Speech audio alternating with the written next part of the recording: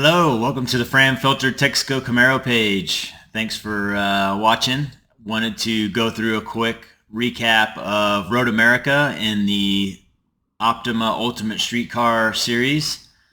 It was a fun, fast, eventful race for sure, and with a couple of big races coming up, we definitely wanted to have a good performance at Road America, but we'll get into that a little bit later and talk about Daytona coming up and a few other things that are going on with the Texaco Camaro page and pages, I guess you would say. And I'll just get right into it.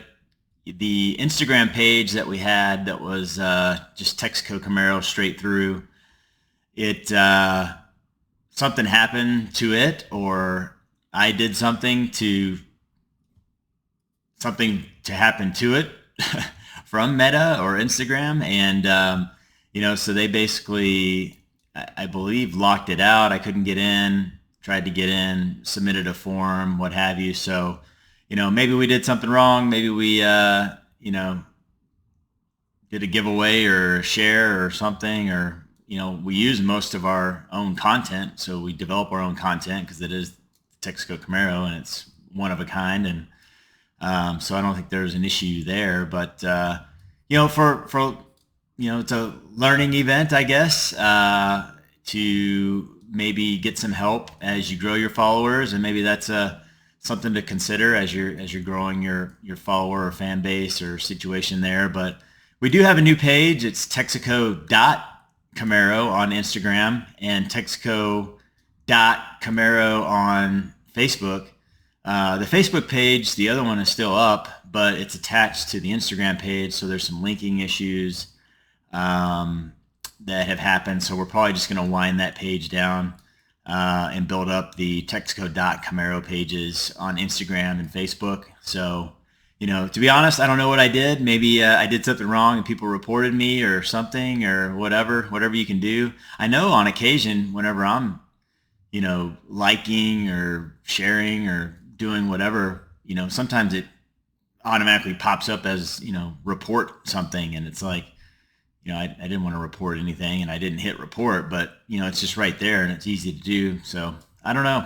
I guess, something happened, but hey, look, it's part of life. One of those stuff like that happens. And you just have to move on. So, social media isn't my whole world. But definitely it was fun creating, the page and building the page up, and had a lot of content on there. So I would say that the new page, we have 3 years of content, just racing and fun little clips and high-speed clips, and, even the build, which, was probably a year or two before the 3 years of racing. So, I'll put out some build clips and what the car looked like as it was being built and some things of that nature. So, there's going to be a lot of fun stuff that can go onto the new page. Super excited that, Fram is, I'm a brand ambassador for Fram, and they've, stuck along with me during this little ride that's happened over the last 2 or 3 weeks. So, moving forward, but just definitely wanted to, talk about the elephant in the room, or what have you. And I know a lot of people, followed the Texaco Camaro page, and, now they think they're still following it because the Texaco.Camaro is kind of similar. So you kind of, if you see it, you think that you're still following it. But, if you get a chance, follow us again on Facebook and on Instagram at the Texaco.Camaro. It's definitely a legit page. It's not a fake page. So, if you get a chance, take a look and see if you're still following us. And if you're not, give us a follow, share any of the content that you want. I mean, any of the stuff that I post with the Texaco Camaro, you can repost on your pages or whatever you want to do. And I know, some of the bigger influencers, in kind of the classic car space and things like that, post some of the videos, and I'm totally fine with it. Obviously, any kind of sponsors that I deal with post stuff, and so I'm not going to report anybody for posting my content. So I just kind of see it as a free for all, and just I want to get the Texaco Camaro name out there. I think it's obviously biased, but it's I love the car, and I'll continue to campaign the car for as long as I can. So I figure that's at least 20 years that I'll be able to keep kind of driving and racing. So I only bring that up because that's what kind of keeps me motivated here. That even though my follower count is down to, I don't know what it is, 1,400 or 1,500, that we'll get it built back up, and get to share giveaways with the diecast cars. And we've got the big 1/18 scale diecast car coming out in September. That's going to be super cool. So I just got to make sure that I don't put any mess up the guidelines. I don't know if that was what the issue was with the Instagram page, was asking for followers to follow my page and then you'd be a part of a giveaway. But I'll clean that up a little bit, make sure I'm within the guidelines, or whatever happened, or whoever reported me, no hard feelings. I just wish, honestly, that somebody would tell me exactly what I did wrong, and then that way I can't do it again. But so if you did report me, send me a message. I played some baseball, and some of the best coaches and the best advice that I ever get is when people are constructive criticism and taking the negative. And I know a lot of people don't like to hear the negative parts of the world and what they're doing wrong, but you never get better if you don't know what you're doing wrong. So whatever I did, let me know.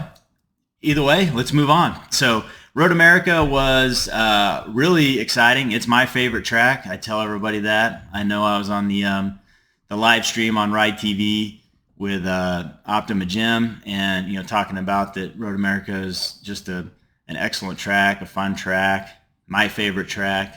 I tell everybody where I live in the Dallas-Fort Worth area that if you're going to do one Optima event, that's the one to do. Don't look at what's the closest one to do. If you're going to do one and you're going to make that effort, and maybe it's an extra 5-hour drive, which I get it, it's long, but Road America just never disappoints. It's such an iconic track, I think from the early 60s or something. But just the elevation changes, just the time of year when Optima goes there traditionally is, it's just everything's green, everything's pretty lush. The conditions are usually, I'd say high 70s, mid 80s. It's like 20 degrees cooler in the shade. So if you can find shade at Road America, you may need a coat. But just the atmosphere there, the track food, just the services. I mean, we were there with Xfinity NASCAR. It's just high level track, and it's not a super technical track. So, some people get concerned with, blind turns and, just, blind corners and just all sorts of things that can be kind of tricky at tracks like maybe Sonoma or others that have some of those types of technical issues. And still, for me, only being 3 years in, it's still tough for me to kind of navigate. But Road America is just super fast, but it's only fast if you go fast, and you don't have to take your car to the maximum, and there's a couple of areas that can be scary, but as long as your car is well maintained and you're not driving outside of your bounds, I think you just have a super good time, because the front straightaway, you can basically just bury your foot into your pedal and, probably go faster than you want to go, but you're going straight, and you're on a very prepped surface and great track. And that's one thing at Road America now, is that the track surface has actually been, updated. They resurfaced it, earlier this year, I think, or late last year, early this year. And, so even my track times, I was down 3+ seconds. So I don't think that my driving improved 3+ seconds. Maybe it did. But really it's the cornering speed that picked up for me. Is the car really stuck through the corners, and it was just super fun. So, to that point, you go really fast, but your car will actually go through the corners and handle really good as long as long as you got some really, good tires. Don't come out there with, old tires, or something that's not really, you want to stay close to the 200 tread wear, which is the minimum that we can run in our series. You kind of want to be around that range. But track is awesome. If you haven't been, you need to go. If you haven't been a part of the Optima Ultimate Streetcar Series, go to driveoptima.com. Look at all the people that are racing, and it's for everyone. A lot of people I know I talk to, they get a little intimidated either by the drive or just by the competition level, and nobody really cares about what level you are in the competition side of things. More or less they just want people out there having a good time, and the people that are more experienced than me, quite honestly. I mean, some of these people have been racing for 20, 30 years. I'll get there at some point, but I have 3 years in, and so I can offer some advice to new people. But some of your more veteran drivers, I mean, you'll find out who they are or see who they are on the TV shows or just in the standings and the point standings and things of that nature. But everybody's super helpful, and if you have an issue, which I'll talk about later, I had an issue at Road America, and occasionally you have some issues. And I'm not an ASE certified mechanic. I used to be, shade tree mechanic style on a '69 Camaro when I had the car in high school. I could do, nearly everything, I guess.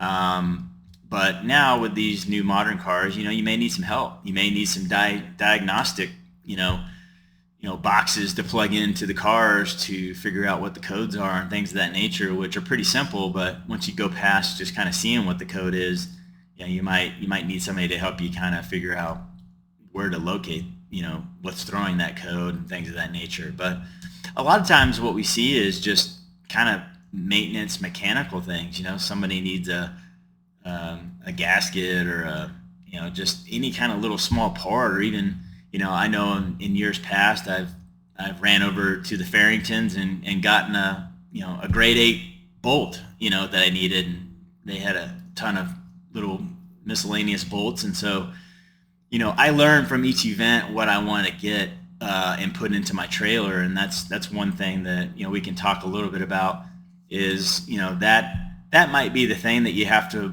kind of incorporate over time, is what to bring, what parts on your car may fail or you may see fail on other cars, and have that part available, especially parts that you can't just run to the store and get. So my car has some pretty I would say customized parts, like alternator. You can't just go to the store and get my alternator from PowerMaster. It's a special one. A reverse spun power steering pump. That's something that I have to have with me. I can't just go get that. A double-sided, accessory drive belt, serpentine belt. It's, you might be able to find it, might not. My blower belts, I mean, sometimes they're in stock, sometimes they're not, so you've got to bring those. But if people have those parts on hand, they'll give them to you. They'll allow you to use them. So I've done that. I've been on both sides of that, on everything. So I would say the moral of the story here is that if you want to come out and race, Optima Ultimate Streetcar Series is high at the high level, but it's also welcoming to anybody who you would consider yourself a novice. Maybe you've been racing for some time locally, but if you're new to the series, you may want to just kind of go into that intermediate or novice group and just kind of see how the flow is, because the flows quick. We have 5 elements that we do, so you can't just come in like a local autocross and do your runs and go shuck some cones or whatever. There's just always a lot going on, and that you can learn. So you have a little bit of anxiety, but the scheduling is there. They send you text messages. So if you ever get a chance, do Road America. I mean, make it a family trip or make it a whatever trip, and find yourself a hotel nearby, or stay in the paddock. You can camp in the paddock depending on what kind of camping you're wanting to do, or motorhome wise, or just traditional camping. But Road America also has cabins on the front straightaway that you can rent. They're not cheap, but it's an awesome experience. And I know, historically through the years, I've had family come and stay in those, and we stay down in the paddock. But I did see some other competitors in the cabins this year. So, it's a really awesome experience to where you just kind of show up, put your car down in the paddock, and then you have the cabin area that you can sleep in on track behind the gates, literally, 5 minutes away from your car when you wake up in the morning. So that's awesome. And that's something that you can do at Road America Cabins, or I think it's called Cabins or Lodging Rental. And the ladies there at the desk are really awesome about setting that up for you. But on track, the Texaco Camaro did well. We were second in autocross. I guess you would call it the track cross. We do the autocross on the go-kart track. And the go-kart track is super awesome. And there's 70, 80 feet of elevation change. It's a great surface. And they do a great job of kind of putting some cones in some areas to kind of pinch the apexes and things of that nature, and kind of some little boxes and slaloms. It is probably the funnest autocross course that you can do in the country. I haven't done them all, so I don't know, but I don't see very many that have that type of elevation. A lot of, there's some cool ones that are big that are on,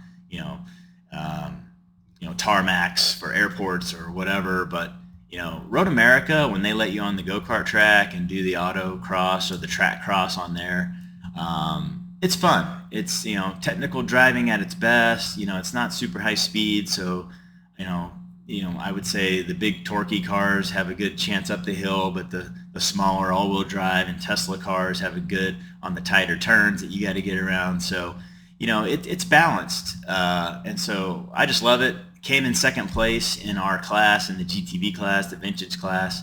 Schmitty is running away with the GTV class this year. He's a great driver, really well-balanced car, and he has a great chance at actually being the Optima Ultimate Street Car or the National Points Champion for the year. He could win, all three: GTV class, Points National Champion, and the Optima Ultimate Street Car at SEMA, which, yay to us, we got our invite. So that kind of hurdle is off the the worry chart, I guess you will, because this series is all about reliability. So I want to go to SEMA every year. I've done it every year since I've been in the series. I mean, 2020 was the hybrid SEMA year we did at COTA, but every year I've been invited to the Invitational, and I kind of want to keep that streak. That's just a little goal of mine.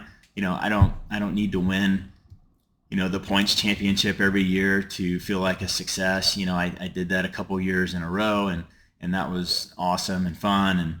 And but just trying to really develop as a driver and develop the car. And the car has, I always tell people I have 15 phases on the car, and I might be on phase 3. But a couple of phases, like the Sadev sequential came in. I mean, that was probably a later phase, but that got ramped up in the beginning. But the car has a lot of phases to go. I mean, it still weighs 3,700 pounds without me in it. So got a lot of weight reduction to go.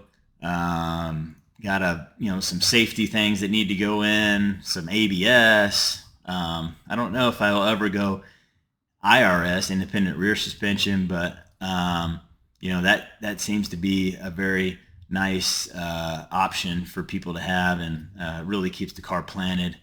But just a lot of phases for the car over the next 20 years, I think, in developing, and hopefully running with Fram as the main sponsor, and all the other great sponsors. Some of them are behind me here on the wall, but just excited to be a part of the series and to be a part of the family. I know it's kind of grassroots or amateur recreational racing, whatever you want to call it, but it gets competitive out there and it's fun. So Road America autocross, second place, and then we do the D&E and design and engineering, and I got second place in design and engineering, so behind Schmitty again. So fast car and great looking car. So it's tough to beat him when he's there with the D&E, but did well D&E. My nemesis is always the peak performance challenge, which is a braking acceleration. It's tough for me to launch the car with the supercharger and all the power. And I know it's an excuse, and it's a big excuse, but it's just tough for me to launch the car, and it's tough for me to stop the car because I don't have ABS, and I don't want to flat spot the tires and go out on the road course and feel like I'm driving on squared off tires. If you've ever done that, I mean, it feels like that your car doesn't, your wheels are not balanced. I mean, it really feels very violent. And you don't want to be feeling that at 160 miles an hour on Road America. So, I always try to take it easy, but this year the peak performance braking challenge was very short. It's like a 6-second, somewhere in the 5.5-second range. So usually we're probably in the 13, 14 second, something like that. So it was about half the distance. But we just didn't have a lot of room. There's a lot going on with NASCAR and a bunch of other events going on. So still fun, still exciting. I'm just not great at it. So, I need to work at that some more, or I need to put in ABS and just, have it done for me. But either way, didn't do well there, but I was second in GTV on the big track. So, Schmitty again in his car was first, and he probably had 2 or 3, probably 2.5 or so seconds on me, and I probably had 1 or 2 seconds on the next person in third as far as the timing. So kind of spaced out there, and it's a big track, and it really comes down to late braking, balance of the car, a little bit of aero, have to have a lot of power. And I know Brendan King is there with his LT5, same motor as mine, and so we compete pretty much head to head. I mean, he's a great driver, and he gets on top of me sometimes. I get on top of him sometimes, as far as the competition level, and we go back and forth. So both 69 Camaros, 2 LT5 motors. So, there's not a whole lot of excuses on my end if when it comes down to that, because it's essentially the same car-ish, except for he's running his Viking Performance shocks, which his family runs the company, and, great sponsor for the series, and great company and great people as well. So, the road course, super fast. I think I touched 160. Last year I got into 162, 163 range. I was having some, essentially, I think the blower belt that I had on there was, for the first 2 sessions, was, the ribs were coming apart a little bit and slipping. So I couldn't get top end power. And then I switched the blower belt for the third session, and did, time came down like 2 seconds. And so I dropped 2 seconds, and I was feeling good, feeling confident. But with the tires, you can only get 1 or 2 big laps or fast laps on a big track like that. So, by the time I had the confidence, the car's getting hot, and, the tires, I say the tires went away, but actually the car started getting hot before the tires went away this time. And I was running the Falcon RT660s. I mean, they were phenomenal tires, and a lot of they held in really good, held in real well on the surface. Turning in, coming out at high speed. I mean, I came in and I thought I was going to have an issue to where I might get too far into the rumbles, like in Canada's Corner. I was coming in a little hot, and I just hit the brakes, hit the brakes, turned in, and the car stuck. And so I was kind of amazed at that. So that really started giving me more confidence that these corners have a lot more grip than I use. And that's probably true on any track, because I'm not, that experienced or really that willing to kind of push the car 10 tenths. I probably always drive 8 or 9 tenths all the time, and I know it. And the car can do a lot more for sure. But, I'm not there yet, and you don't have to be there yet to be fast. So, once I get there, that'll be fine. But RT660s, the Falcons, did extremely well. Really enjoyed having those on. I had been running Yokohamas quite a bit, but I wanted to go to a little bit kind of a harder compound, I guess you would say, and it worked out. So big track, But my time eventually I got down to like a 2:35.9, and prior year I was in like 2:38 range, somewhere around in there. So, I really shaved off a bunch of time, and really excited about Road America and the surface that they've put down, and what's happened at the track from that standpoint. But I didn't get the higher speeds because and then, like I was saying, I put on a new blower belt, and then on the third session I came back in and I got a good lap, but the second lap I felt like power went off again, like I dropped a coil or a spark plug or something, and I blew the blower belt off. And I didn't take the other one off because I blew it off. It just looked like it was getting old and slipping, and it was. But then I blew the new one off, which I had in my parts for a little bit, but I don't think it was, lost its elasticity, or, I don't think it dried out or anything. But it could have been that now that I had the power, it was, stuck, doing what it needed to do and not slipping as much. And maybe either just, some money shifts were shifting down before you should, or just pulsating the throttle with all the power and torque that I have may just kind of flap that belt on the tensioner and popped it off. But so I blew that one off. It totally shredded it. It was gone. Had no power. Put another one back on. So I had another one that was a used one that I had taken off. And so I needed that to kind of limp me along to get in some later day peak performance challenge runs, and also to do the 4 sessions. So I knew I could get faster. I was probably solidly in second for the GTV points, but I knew that either Brendan or some others were kind of knocking at the door to get second place. So, but I knew I had some more time out there on the track, and I wanted to go out again. And actually, Schmitty, the guy in first in GTV, he told me the best place for your car, Jason, is in the trailer, because you have Daytona coming up in 6 days. And I said, that is true. But he also said, if you feel like you can get more out there, or you need to get it, then, that's a different story. And so did I need to? Did I not need to?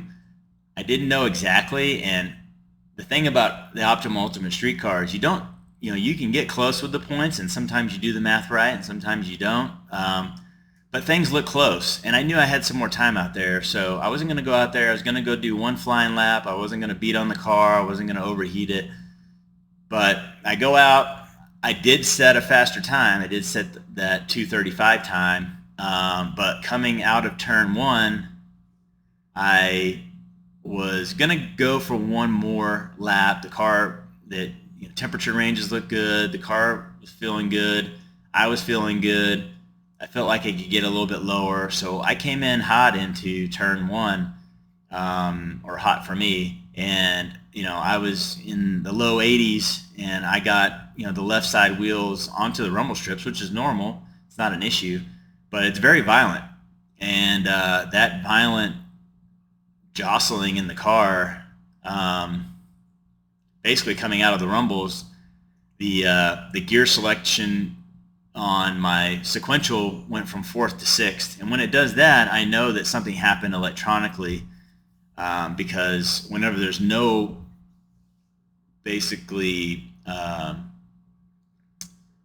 there's no feed to the gear selector from a power standpoint, it defaults to, anything less than this voltage goes to gear 6. And so it went to gear 6 immediately. Even on the video display, when I rewound it, I saw that happened. I knew it happened sometime shortly after all this, but when you're on track and essentially the car stopped. I mean, the motor didn't really turn off. I didn't have pedal. I didn't have feed. I didn't have any kind of throttle, and the car was just RPMing down from 5,800, 3,500, coming down. And so I came down into turn 2, turn 3, to the straightaway, on the back straightaway, and had to pull off into the grass and just couldn't restart the car. So had to get towed off. I thought I saw a low fuel, which I probably was close to low on fuel. I didn't fill up right before I went out to the fourth session, so I thought I ran out of fuel. Got it back, couldn't get it started. Put fuel in it, couldn't get it started. Eventually, as good as like I talked about in the series, is that the competitors will help you out. So actually, Schmitty, Chris Smith, and all his sons helped me push the car back into my trailer. He actually put some diagnostics on the car to see if he could find something, but ended up not being able to fix it there at the track. And then you got a 17-hour drive home, and you're thinking about what's wrong with my car. And Schmitty told me not to go out unless I needed to. And now I've got 5 or 6 days before Daytona, which is an iconic. We haven't been there since 2019 in the series. I mean, it's just an awesome race. I've never been there. Just excited to go, and I'm just kind of running through my head like, But that's part of racing is if you're not going to take a risk at what you're trying to achieve, a safe risk and a calculated risk, then you're never going to achieve it. So, I look at it from that standpoint, and I got a faster time. I got second place. I got my SEMA invite. So all those things maybe wouldn't have happened if I didn't get a faster time, and they're just one more point here, one more point there. You just never know how it shakes out. So I was happy with the decision that I'd made, but I knew I had to try to get the car ready. So immediately, I wasn't in the Dallas-Fort Worth area less than an hour and a half, and I had the car over at Mike Dussault's shop, Dussault Designs, that built the car, and Mike's a two-time Optima Ultimate champion and Pikes Peak performer, and his car is just phenomenal. He did 199 miles an hour at Road America this weekend. He was running Grid Life alongside our series in NASCAR. 199 miles an hour. So I'm going 160. He's going 199. So that's the difference between people going fast and people going faster, and super fast. So, but anyways, had the car there, and because he's a great friend and built the car and just knows what it means to try and get this turned around. He knows what the Optima Ultimate Street Car Series means. And so he spent the time that night trying to diagnose. We did find a wire that had pulled out. And it really wasn't a wire that pulled out. It was kind of a wire that goes into the accessory fuse drive or box that drives the gear selection power and the Xenering blip and cut box. So what happens is that the Xenering box that I have, because I'm running a Motec half Motec, half GM can, so it's connected together. It's not a full Motec system yet. Is that we're running an Xenering. We had always run an Xenering blip box before when we had a T56, but now we have sequential. We have no lift shifting. So essentially, we have a cut and a blip box all in one that they've created. Works phenomenally. But what it does is it intercepts the coils and the power to the coils. So once it didn't have power, it took power away from getting to the coils. So no power to the coils, no spark, no start. So we, all of this stuff is something that you learn over time. But now I know exactly that same scenario, and we were just kind of racking our heads. Why would my gear selection go dead, essentially go to 6, and why would the car not start at the same time? Because I have video in the car and I see exactly when it happened. It happened on the rumble, so it was something in the violent nature.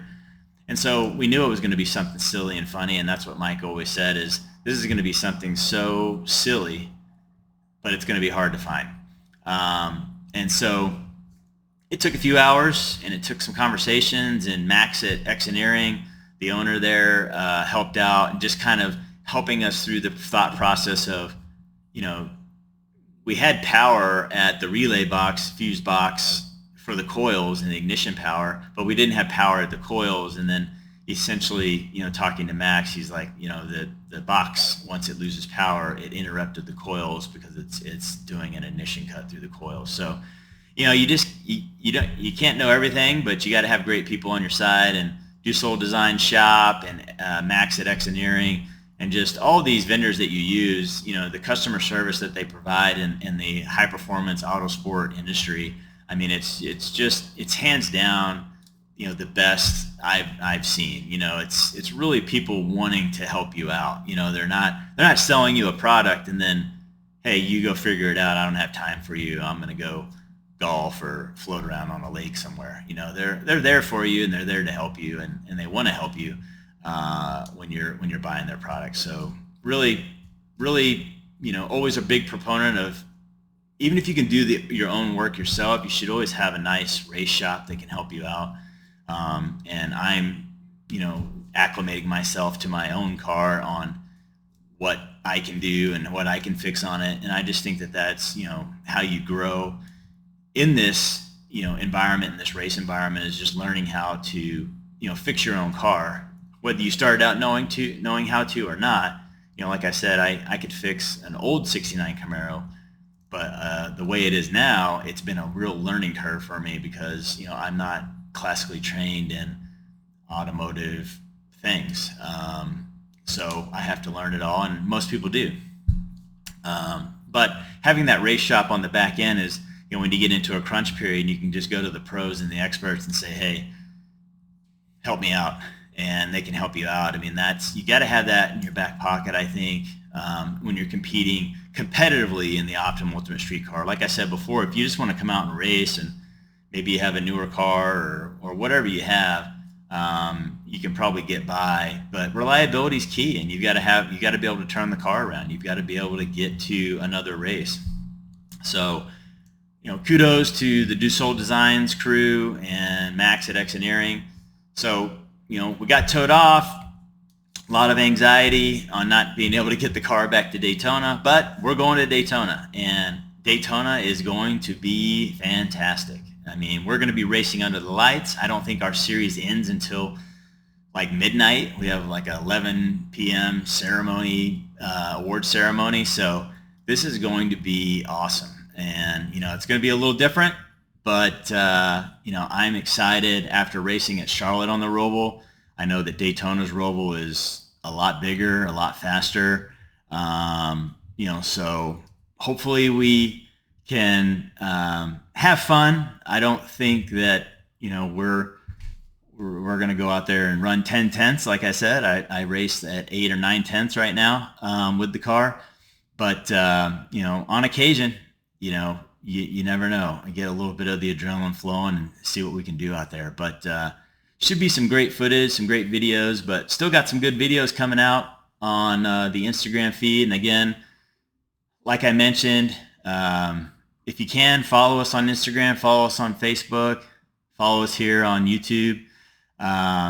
We are contemplating having creating a kind of a podcast type show. So I'm not sure exactly what we'll come up with, or if we'll do it or not, but definitely enjoy having the following. I mean, that's how we can continue our racing program, is, putting content out there and having sponsors and sponsoring them.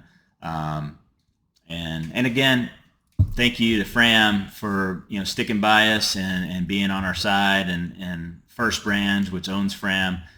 They've been phenomenal with all their other brands that they have. And until next time, thanks for watching, and we'll have a recap on Daytona and what all happened there, and hopefully some good footage out there on the social media pages. But until next time, we'll see you.